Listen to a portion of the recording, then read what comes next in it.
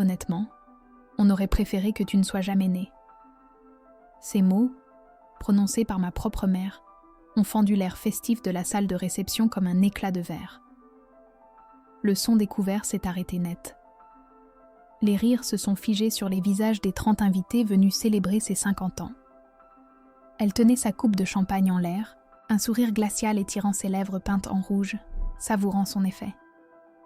Mon père, à côté d'elle, a baissé les yeux vers son assiette, soudain fasciné par le motif de la porcelaine. Mon petit frère, Thomas, semblait simplement confus, incapable de déceler la cruauté sous le vernis de l'ironie. La salle luxueuse, la musique douce, les guirlandes lumineuses, tout ce décor que j'avais moi-même financé est devenu le théâtre de mon humiliation publique. Je suis restée assise, le souffle coupé, sentant chaque regard se poser sur moi, un mélange de pitié et de curiosité malsaine. Pour elle, ce n'était qu'une phrase. Pour moi, c'était la fin d'un monde. J'avais tout organisé. La location de cette salle élégante à la périphérie de Lyon, le traiteur hors de prix, le DJ, même la robe qu'elle portait, tout avait été payé depuis mon compte professionnel. Depuis 3 ans, j'étais le pilier financier secret de ma famille. Ils pensaient que j'avais un simple, petit boulot sur Internet, une distraction. La vérité, c'est que mon agence de marketing digital générait suffisamment de revenus pour payer leur loyer de 1 400 € par mois à Villeurbanne, les 600 € mensuels des études de commerce de Thomas, et même pour éponger une dette de jeu de 7 000 € de mon père, 1 an plus tôt. Je faisais tout cela en silence, dans l'espoir naïf qu'un jour, mes sacrifices seraient reconnus, que leur amour cesserait d'être conditionnel. Ce toast n'était pas une simple insulte, c'était la négation brutale de mon existence après avoir tout donné. Si vous avez déjà vécu quelque chose de similaire, abonnez-vous à la chaîne, aimez la vidéo et racontez votre histoire dans les commentaires.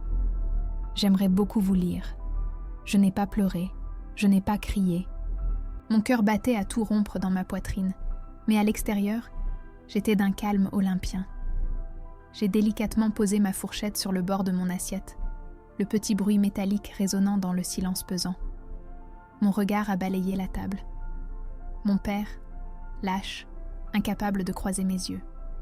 Mon frère, l'enfant chéri, dont l'incompréhension se lisait sur le visage, protégeant son innocence au détriment de ma dignité. Et ma mère, Martine, qui me fixait avec un éclat de défi dans le regard. Elle attendait une explosion, une crise de larmes qui la conforterait dans son rôle de victime d'une fille ingrate et instable. Mais à cet instant précis, quelque chose s'est brisé en moi, ou peut-être s'est-il enfin solidifié. La douleur a laissé place à une clarté glaciale. J'ai compris que j'avais passé des années à essayer d'acheter un amour qui n'avait jamais été à vendre. La transaction était terminée. Lentement, je me suis levée. Le frottement de ma chaise sur le parquet a semblé assourdissant. Sans un mot, j'ai adressé un léger hochement de tête à l'assemblée, un geste poli et indéchiffrable qui a dû déconcerter ma mère plus que n'importe quelle insulte. J'ai tourné le dos à ma famille et j'ai traversé la salle, sentant le poids de leur stupéfaction sur mes épaules. L'air frais de la nuit m'a accueilli comme une libération. En me dirigeant vers ma voiture, je savais qu'ils s'attendaient à ce que je m'effondre une fois seule. Martine pensait avoir gagné, avoir prononcé la phrase qui me détruirait définitivement. Mais elle ignorait tout de la femme que j'étais devenue dans l'ombre de son mépris. Elle ne se doutait pas que dans ma poche, mon téléphone contenait un plan méticuleusement préparé. Elle pensait avoir tiré le coup de grâce. Elle ignorait que j'étais sur le point de faire sauter les fondations de son monde. 1 semaine plus tard, tout allait changer. Cette humiliation n'était pas un accident, mais l'aboutissement d'une vie entière passée dans l'ombre. Je me souviens de mes 10 ans, lorsque j'ai passé des semaines à économiser mon argent de poche pour offrir à mon père une montre pour son anniversaire. Le même jour, Thomas, de 3 ans mon cadet, lui a donné un dessin maladroit. Ma mère a encadré le dessin et l'a accroché dans le salon, un trophée de l'amour filial. Ma montre a fini dans un tiroir. C'était toujours comme ça. Mes efforts étaient pratiques, donc invisibles. Les gestes de Thomas étaient symboliques, donc célébrés. J'ai appris très tôt que ma valeur ne se mesurait pas à mes intentions, mais à mon utilité. J'étais la fille qui réparait l'ordinateur, qui faisait les courses quand ils étaient fatigués, qui gardait son frère sans jamais se plaindre. J'étais le rouage silencieux de la mécanique familiale, indispensable, mais jamais admiré. Personne ne regarde le moteur tant que la voiture roule. Cette logique de l'utilité s'est intensifiée lorsque j'ai lancé mon agence à l'âge de 20 ans. Ils n'ont jamais posé de questions sur mon travail, se contentant de l'étiquette vague de « truc sur Internet ». Pourtant, ce truc a commencé à payer leurs factures quand l'entreprise de mon père a vacillé. D'abord, j'ai pris en charge le loyer de leur appartement à Villeurbanne, un virement discret de 1 400 € chaque début de mois. Puis, ce furent les études de Thomas dans une école de commerce privée, 600 € mensuels pour assurer à l'enfant prodige un avenir brillant, un avenir que je finançais en travaillant jusqu'à 2 heures du matin. En 3 ans, j'ai injecté plus de 72 000 € dans leur vie, sans compter les extras. Je me disais que c'était une preuve d'amour, un investissement. Je pensais naïvement qu'en devenant leur filet de sécurité, ils finiraient par voir ma valeur. Je me trompais lourdement. Je n'étais pas un filet. J'étais un portefeuille. Le point de non-retour a sans doute été atteint l'année dernière, un mardi soir pluvieux. Mon père m'a appelé, la voix brisée par une panique que je ne lui connaissais pas. Il avait accumulé une dette de jeu de 7 000 € et ses créanciers devenaient menaçants. Ma mère, bien sûr, n'était au courant de rien. Il m'a supplié de l'aider, promettant que c'était la dernière fois. J'ai vidé mon compte d'épargne, celui que je gardais pour l'apport d'un appartement, et j'ai réglé sa dette en une seule transaction. Il n'y a pas eu de merci. Juste un soupir de soulagement et une promesse vague de me rembourser un jour, une promesse que nous savions tous les deux être un mensonge. Le lendemain, à table, il a agi comme si de rien n'était. Il a ri aux blagues de ma mère, a vanté les mérites de mon frère. J'étais assise en face de lui, le cœur lourd, réalisant que j'avais non seulement payé sa dette, mais aussi acheté son silence et sa complicité. Heureusement, je n'étais pas complètement seule dans ce brouillard. Mon amie et associée, Amira, voyait clair dans leur jeu depuis le début. C'est elle qui m'a aidé à structurer mon entreprise. Mais surtout, elle a été mon ancre émotionnelle. Combien de fois s'est-elle assise dans mon petit bureau, un thé à la main, en m'écoutant raconter la dernière pique de ma mère ou la dernière demande financière de mon père. Elle ne me jugeait jamais. Elle se contentait de dire, avec un calme redoutable, « Garde tout, Léa. » Chaque facture, chaque relevé de compte, chaque conversation. Ne laisse aucune trace de tes sacrifices s'évaporer. Un jour, cette paperasse ne sera pas une preuve de leur ingratitude, mais ton passeport pour la liberté. Sur ces conseils, j'avais créé un dossier crypté sur mon ordinateur, un inventaire méticuleux de chaque centime versé, de chaque promesse non tenue. Je l'appelais mon plan de secours, sans vraiment croire que j'aurais un jour le courage de l'utiliser. De retour dans la solitude glaciale de ma voiture, le son de la fête étouffé par la portière, ces souvenirs tourbillonnaient dans ma tête. Ce n'était plus de la tristesse que je ressentais, mais une sorte de calme étrange, une résolution froide. La douleur avait cédé la place à une certitude absolue. J'avais passé des années à construire un pont vers eux, et ils venaient de le dynamiter avec un sourire. J'ai regardé mon reflet dans le rétroviseur. Je ne voyais plus une fille en quête d'approbation, mais une femme qui avait été dépouillée de tout, sauf de sa dignité et de la vérité. C'est à ce moment précis que mon téléphone a vibré sur le siège passager. L'écran s'est allumé, affichant un message de ma mère. Chaque mot était une goutte de poison, la confirmation finale qu'elle ne verrait jamais la personne, seulement la fonction. Elle ne savait pas encore que ce message n'était pas une convocation, mais le signal de départ de sa propre chute. Le message de ma mère est apparu sur l'écran, éclairant l'habitacle de ma voiture d'une lueur froide et clinique. Pas un mot d'excuse, pas une question pour savoir où j'étais. Juste un ordre, sec et brutal. Arrête ton mélodrame et reviens immédiatement. Le traiteur attend le paiement final. Ne gâche pas ma soirée. J'ai relu la phrase plusieurs fois, laissant chaque syllabe s'imprégner en moi. Mon mélodrame, mon existence, ma douleur, ma vie entière de sacrifice, tout cela était réduit à un caprice d'enfant gâté qui menaçait de gâcher sa soirée parfaite. Le paiement final. C'était donc ça, ma seule fonction à ses yeux. Pas sa fille, mais son porte-monnaie. La confirmation était si violente, si dénuée de toute humanité, qu'elle en devenait presque absurde. Le choc a laissé place à un vide glacial, une certitude absolue que le lien que j'avais tenté de tisser pendant 23 ans n'avait jamais existé que dans ma tête. Ce message était une libération. Il a anéanti la dernière parcelle d'espoir, la petite voix idiote qui murmurait encore au fond de moi qu'elle pourrait regretter, qu'elle pourrait changer. Elle ne changerait jamais. Pour elle, j'étais un outil, une ressource qui venait de se montrer défaillante et qu'il fallait rappeler à l'ordre. J'ai pensé à toutes ces années, à chaque virement bancaire, à chaque facture payée en silence, à chaque mensonge que je m'étais raconté pour justifier leur indifférence. Je me disais que j'aidais ma famille. La vérité, c'est que je finançais le spectacle de leur bonheur, un bonheur dont j'étais systématiquement exclue. Assise dans le silence de ma voiture, le son lointain de la musique de sa fête parvenant à mes oreilles, j'ai senti la tristesse se dissiper pour laisser place à une résolution froide et tranchante, comme une lame de rasoir. Le mélodrame était terminé, le spectacle aussi.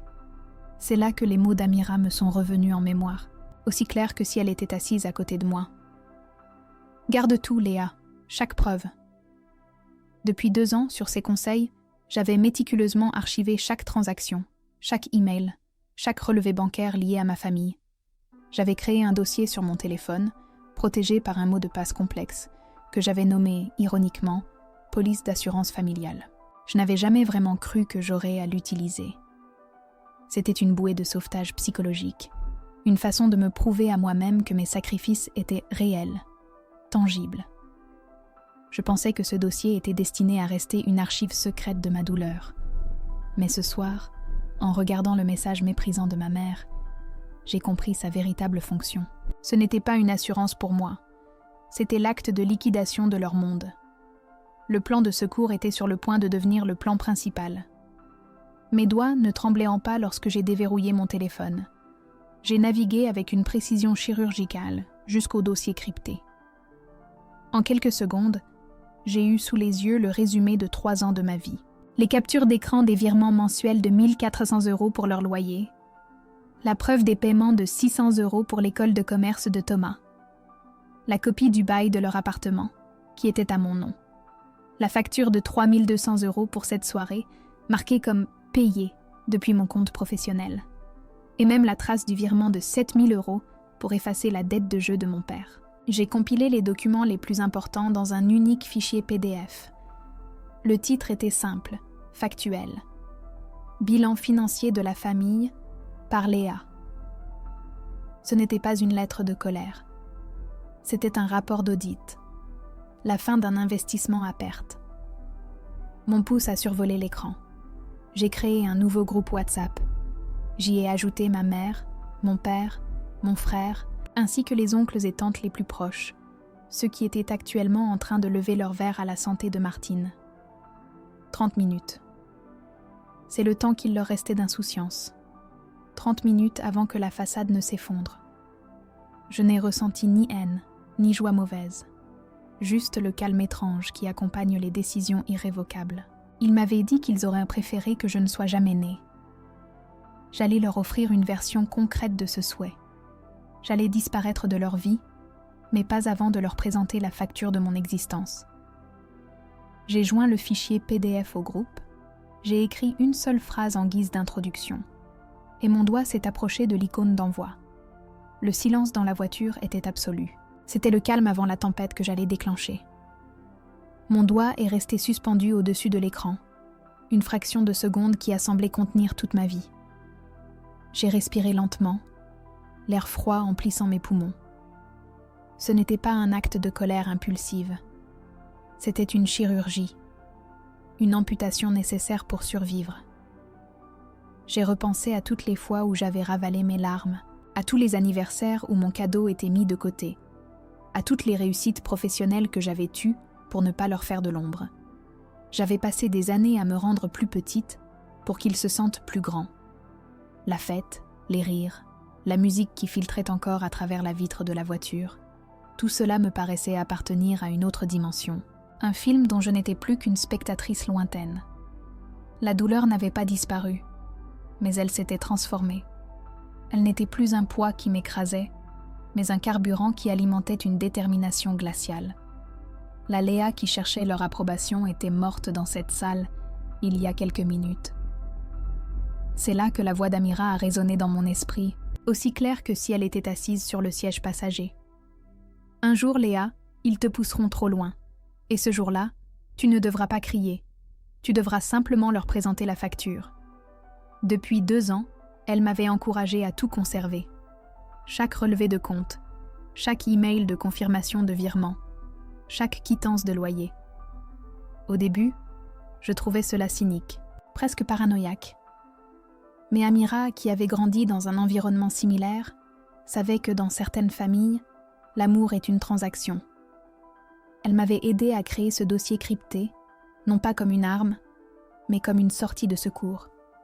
« Ce n'est pas pour te venger, » m'avait-elle dit un soir, « c'est pour te rappeler ta propre valeur, pour que tu n'oublies jamais ce que tu as donné. » Elle avait raison. Ce dossier n'était pas une collection de griefs. C'était l'archive de ma générosité, la preuve irréfutable de mon existence et de mon sacrifice. Mon plan n'a pas été conçu dans la haine, mais dans une logique implacable. Avant même de toucher au dossier, j'ai ouvert mon application bancaire. Mes doigts ont glissé sur l'écran avec une précision mécanique. J'ai trouvé la carte de crédit que j'avais laissée à ma mère pour les dépenses courantes et j'ai cliqué sur « Bloquer immédiatement ». Un petit bruit de confirmation a retenti dans le silence. Ensuite, j'ai ouvert ma boîte mail.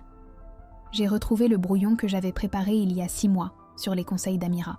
C'était un simple email adressé aux propriétaires de leur appartement, un préavis de résiliation de bail en bonne et due forme, le contrat étant à mon nom. J'ai juste eu à actualiser la date avant de l'envoyer. 2 actions, 2 clics. Silencieuses, invisibles, mais aux conséquences cataclysmiques. J'ai coupé les vivres et le toit au-dessus de leur tête. C'était la première étape pour leur apprendre ce que signifiait réellement ne plus exister. Ensuite, je me suis attaquée au cœur du réacteur. Le fameux dossier PDF. Je l'ai ouvert et j'ai parcouru une dernière fois les pages. 36 fiches, une pour chaque mois de soutien. Ligne par ligne, les chiffres racontaient mon histoire. 1 400 € pour le loyer, chaque mois. 600 € pour les études de Thomas, chaque mois. Les 7 000 € pour la dette de mon père, une transaction unique et douloureuse. J'ai ajouté la dernière pièce du puzzle. La facture de 3 200 € pour la fête d'anniversaire de ma mère, celle qui se déroulait en ce moment même. J'ai compilé le tout dans un document final, sobrement intitulé « Bilan financier de la famille » par Léa. Ce n'était pas une lettre de reproche, c'était un audit. Froid, factuel, incontestable. J'ai ajouté une seule phrase en page de garde. Puisque je n'aurais jamais dû naître, considérez que je n'existe plus. Voici la fin de mon soutien. La dernière étape était la plus symbolique. J'ai créé un nouveau groupe WhatsApp. Info familiale, ai-je tapé, avec une ironie amère. J'ai ajouté le numéro de ma mère, de mon père, de mon frère, puis ceux de mes oncles et tantes les plus proches, ceux qui étaient à l'intérieur, complices silencieux de mon humiliation.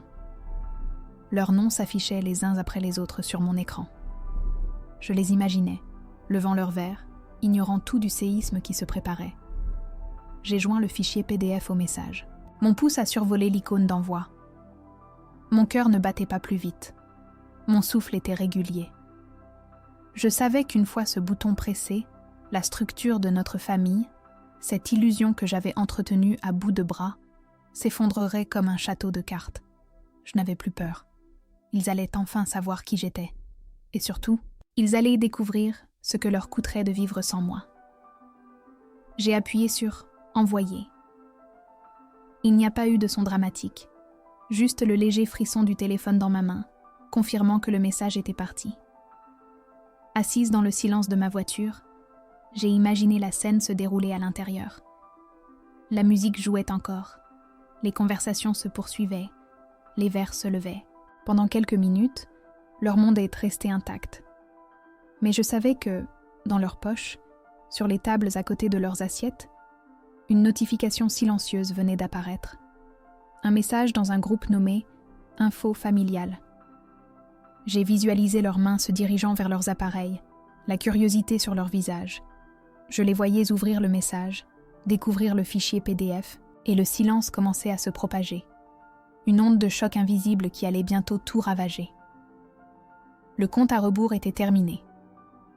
La bombe que j'avais patiemment assemblée pendant des années venait d'être amorcée au cœur de leur forteresse. Le premier signe visible de la catastrophe, m'a-t-on raconté plus tard, n'est pas venu des téléphones. Il est venu du manager du traiteur. C'est un homme élégant et discret qui s'est approché de ma mère avec un sourire professionnel mais tendu. Il lui a murmuré à l'oreille que la carte de crédit utilisée pour le paiement final avait été refusée. J'imagine son regard agacé, sa certitude que ce n'était qu'une petite erreur technique. « Réessayez », a-t-elle dû dire d'un ton sec, balayant le problème d'un geste de la main. Mais après une deuxième, puis une troisième tentative infructueuse, son assurance a commencé à s'effriter. Une lueur de panique a dû apparaître dans ses yeux. Les invités les plus proches ont dû remarquer la conversation qui s'éternisait, le visage de plus en plus grave du manager. La première fissure venait d'apparaître dans la façade impeccable de sa soirée parfaite, un présage de l'effondrement à venir. C'est à ce moment précis que la vibration collective a eu lieu. Un bourdonnement synchronisé qui a parcouru la salle, faisant sursauter les invités. 30 téléphones vibrant en même temps. La confusion s'est installée, puis la curiosité. J'imagine mon frère, Thomas, être le premier à ouvrir le document, son visage passant de l'incompréhension à l'incrédulité la plus totale. Je le vois presque se pencher vers mon père, le souffle coupé et murmurer « C'est pas vrai ? Elle payait pour mes études ?» Je vois mon père devenir livide, ses yeux fixant son assiette comme s'il pouvait y trouver un refuge. Autour d'eux, les visages de mes oncles et tantes se sont figés, leurs doigts glissant sur les écrans, découvrant les relevés de compte, les quittances de loyer, la facture de la fête. Le train de vie qu'ils admiraient et enviaient en silence n'était qu'une illusion, financée par la fille qu'ils venaient de voir humiliée. La vérité était là, en noir et blanc. Ma mère a dû sentir le changement d'atmosphère.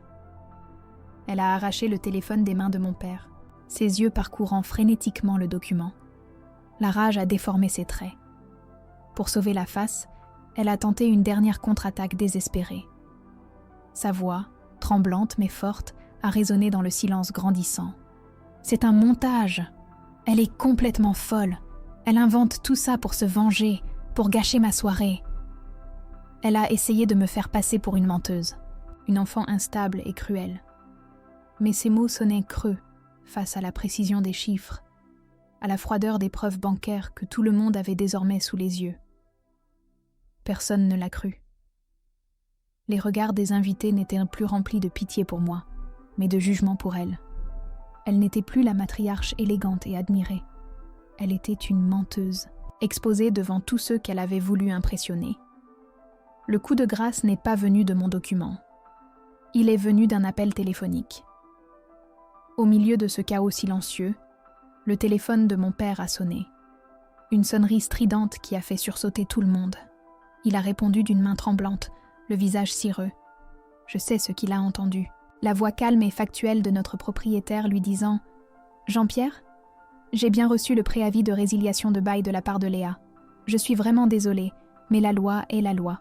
Vous avez 3 mois pour quitter l'appartement. » Mon père a blêmi, incapable de formuler une réponse. C'est alors que ma mère a perdu tout contrôle. Oubliant les invités, sa dignité, son image, elle a hurlé, un cri primal de rage et de panique qui a déchiré le silence. « Quel préavis !» Le masque est tombé, révélant la femme terrifiée derrière la façade narcissique. Le silence qui a suivi son cri était total. C'était le son de son monde qui venait de s'effondrer. On m'a raconté que la fête s'est terminée non pas dans un éclat, mais dans un murmure. Après le cri de ma mère, un silence de mort s'est abattu sur la salle. Personne n'a osé bouger. Puis, lentement, un couple d'amis s'est levé, a marmonné une excuse embarrassée et s'est éclipsé. Ce fut le signal. En moins de 10 minutes, la salle s'est vidée, laissant ma famille seule, au milieu des décorations festives et des assiettes à moitié pleines. Les invités ne partirent pas avec colère, mais avec une sorte de gêne lourde, le regard fuyant. Ils venaient de voir l'envers du décor, la vérité crue derrière la façade de perfection. Ma mère est restée assise, pétrifiée, le visage décomposé, regardant la porte se fermer sur son public. Son humiliation n'était pas dans les cris ou les accusations, mais dans ce silence assourdissant, dans cet abandon collectif. La reine venait d'être destituée devant toute sa cour, laissée seule dans les ruines de son royaume de mensonges. Les conséquences matérielles n'ont pas tardé à suivre. L'avis d'expulsion est devenu une réalité tangible. Ils ont dû quitter l'appartement spacieux de Villeurbanne, celui dont ma mère était si fière, pour un petit 2 pièces dans une banlieue lointaine et anonyme. Leurs meubles, trop grands et trop nombreux, n'y entraînent pas. Une grande partie de leur vie a été vendue à bas prix ou stockée dans un garde-meubles qu'ils pouvaient à peine se permettre. Mon père, dont la petite entreprise ne suffisait plus, a dû prendre un 2e emploi. Il travaillait de nuit comme agent de sécurité dans un entrepôt. Je l'imaginais, seul dans le silence des allées métalliques, le visage fatigué par le manque de sommeil et le poids de la honte. Leur train de vie, construit sur mon silence et mon argent, s'était évaporé. Ils apprenaient à leurs dépens que l'existence a un coût et que la mienne venait de leur présenter l'addition finale. Pour mon frère Thomas, le choc a été tout aussi brutal, mais peut-être plus salvateur. Il a été contraint d'abandonner son école de commerce privée, son passeport pour un avenir doré que je finançais sans qu'il le sache. Il a dû s'inscrire à l'université publique, au milieu d'étudiants pour qui le travail et les sacrifices étaient une réalité quotidienne. Pour la première fois de sa vie, il a dû chercher un emploi à temps partiel, jonglant entre les cours et des services dans un café du centre-ville. Au début, on m'a dit qu'il était rempli de colère et de ressentiment envers moi. Mais peu à peu, confronté à la réalité du monde, son regard a changé. Il a commencé à comprendre la valeur de l'argent, la signification de l'effort. Le piédestal sur lequel ma mère l'avait placé s'était effondré, le forçant enfin à se tenir debout par ses propres moyens. Il perdait ses privilèges, mais il commençait peut-être à gagner son indépendance. Quant à ma mère, sa punition fut la plus cruelle à ses yeux. Elle est devenue invisible. La nouvelle de sa duplicité s'est répandue comme une traînée de poudre dans le cercle familial et amical. Les appels téléphoniques se sont raréfiés. Les invitations au dîner et au week-end à la campagne ont cessé. Ses amis, qui admiraient son style de vie et écoutèrent ses conseils avec déférence, ont pris leur distance, ne voulant pas être associés au scandale. Martine, dont l'identité entière reposait sur l'admiration des autres, sur le statut social et l'apparence, s'est retrouvée isolée. Son monde, autrefois rempli de conversations superficielles et de faux-semblants, était désormais silencieux. Elle n'avait plus de scène sur laquelle jouer son rôle de matriarche parfaite. Privée de son public, elle n'était plus qu'une femme de 50 ans, amère et seule, confrontée au vide de l'existence qu'elle avait elle-même créée. Je suivais ces événements de loin, sans éprouver ni joie, ni satisfaction. Je n'avais pas agi par vengeance, mais par instinct de survie. En coupant les ponts, je n'avais pas cherché à les détruire, mais à me sauver. Leur chute n'était pas mon œuvre, mais la conséquence logique de leur propre choix. J'avais simplement retiré le pilier qui soutenait leur édifice chancelant, et la gravité avait fait le reste. Je ressentais un calme profond, une sorte de soulagement glacial. La justice n'avait pas été une explosion de colère, mais le rétablissement silencieux d'un équilibre. Ils m'avaient dit qu'ils auraient préféré que je ne sois jamais née. Je leur avais simplement montré à quoi ressemblait leur vie si leurs souhaits s'étaient réalisés. La guerre était terminée. Mais je savais que pour moi, la reconstruction ne faisait que commencer. 6 mois se sont écoulés depuis cette nuit-là. Je ne vis plus à Lyon. Mon nouvel appartement à Bordeaux surplombe la Garonne. Et chaque matin, la lumière qui se reflète sur l'eau me rappelle que les nouveaux départs existent. Le silence ici est différent de celui de ma vie d'avant. Ce n'est pas un silence lourd de non-dits et de tensions, mais un silence apaisant, rempli de possibilités. J'ai vendu mon ancienne voiture, celle dans laquelle j'ai pris ma décision, comme pour clore symboliquement ce chapitre. Mon entreprise a prospéré, et pour la première fois, je dépense cet argent pour moi, pour mon bien-être, pour construire une vie qui me ressemble. Je n'ai plus besoin de prouver ma valeur en achetant l'affection des autres. J'apprends, lentement, à me la donner à moi-même. Ce n'est pas un chemin facile, mais c'est le mien, et chaque pas est une victoire sur le fantôme de la fille que j'étais, celle qui attendait une validation qui ne viendrait jamais. Il y a une semaine, mon frère Thomas m'a appelé. Son numéro s'est affiché sur mon écran, et mon cœur a manqué un battement, pas par peur, mais par surprise. Sa voix était différente, plus grave, moins assurée. Il n'a pas cherché d'excuses, il n'a pas tenté de défendre nos parents. Il a simplement dit 2 phrases qui ont pesé lourd dans le silence entre nous. « Pardonne-moi et merci ». Je n'ai pas pleuré. Je n'ai pas répondu que tout allait bien. J'ai simplement dit « Je sais, Thomas, prends soin de toi ». Et j'ai raccroché. Ce n'était pas de la froideur, mais la reconnaissance que son chemin lui appartenait désormais. En m'effaçant, je lui avais offert, sans le vouloir, le cadeau le plus précieux, la chance de devenir un homme par lui-même, loin du piédestal toxique sur lequel notre mère l'avait placé. Son appel n'était pas une demande de réconciliation, mais la confirmation que la destruction avait été nécessaire pour permettre une reconstruction saine. J'ai compris une leçon fondamentale sur la famille. Ce n'est pas seulement une question de sang, mais une question de respect, de soutien et de réciprocité. Ma famille biologique était un contrat que je n'avais pas signé, un accord tacite où je devais tout donner pour ne rien recevoir en retour. Ma vraie famille, je l'ai choisie. C'est Amira qui m'appelle chaque jour pour s'assurer que je vais bien. Ce sont les quelques amis qui ont compris ma décision sans me juger. L'amour ne s'achète pas, il ne se mendie pas, il se partage. J'ai passé des années à essayer d'irriguer un désert avec l'eau de ma propre source, espérant y voir pousser une fleur. Aujourd'hui, je sais que mon énergie est précieuse et je la consacre à cultiver mon propre jardin, un endroit où ce que je plante peut réellement s'épanouir, nourri par la bienveillance et l'authenticité. Ce que j'ai fait ce soir-là n'était pas de la vengeance. C'était un acte de survie, la seule façon de poser une limite qui ne pouvait plus être ignorée. La dignité n'est pas négociable. Pendant des années, j'ai accepté l'inacceptable, croyant que ma patience et mes sacrifices finiraient par être récompensés. C'était mon erreur. On enseigne aux autres comment nous traiter par ce que l'on tolère. En exposant la vérité, je n'ai pas cherché à les humilier, mais à briser le miroir déformant dans lequel ils me forçaient à me regarder. Je leur ai simplement montré la réalité de leurs actes, sans le filtre de mon soutien financier et émotionnel.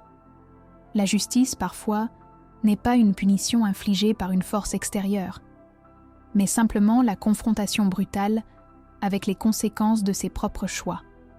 Ils ont dû apprendre à vivre sans moi, comme ils l'avaient si cruellement souhaité. Aujourd'hui, je suis en paix. Les cicatrices sont là. Bien sûr, elles font partie de mon histoire. Mais elles ne me font plus mal. Elles sont le rappel constant de ma propre force, de ma capacité à transformer la plus profonde des blessures en un nouveau départ. Je ne sais pas ce que l'avenir me réserve, mais pour la première fois de ma vie, je l'aborde sans peur, avec la certitude que je suis la seule personne capable de définir ma propre valeur. Je me suis choisie, et c'est la décision la plus importante que j'ai jamais prise. Mon histoire est terminée, mais elle soulève une question que je me suis souvent posée depuis, et que je vous pose maintenant. Et vous, qu'auriez-vous fait à ma place ?